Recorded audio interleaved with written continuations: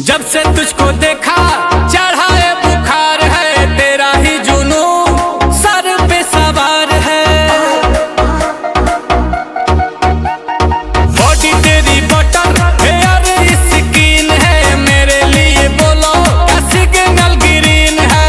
दिलावा के खाली बाटे रूम, मन करे फोटो ली चूम चूम कके झूम झूम कके झूम झूम कके झूम झूम कके झूम हो कके झूम झूम कके झूम झूम कके झूम झूम कके झूम।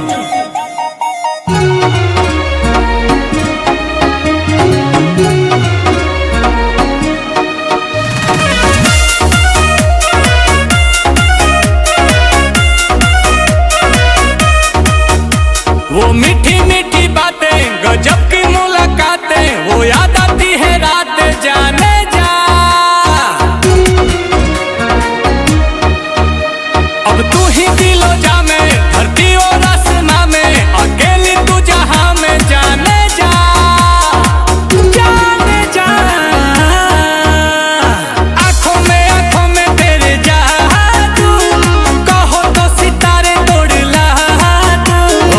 देखो ही में लागे लू मासूम, तोहरे ला करतानी होम होम कके झूम झूम कके झूम झूम। तहर फोटो हम देखी कके झूम, ता जला झूम झूम जला झूम झूम, तके देखिए के मन जला झूम।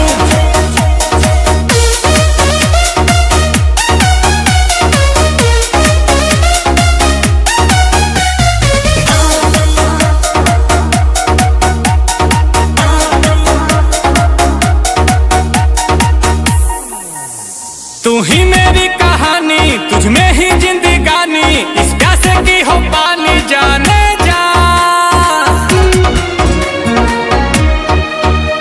ये दिल तेरा दीवाना, तू मेरा ही ठिकाना, मौसम है आशिकाना जाने जा जाने जा।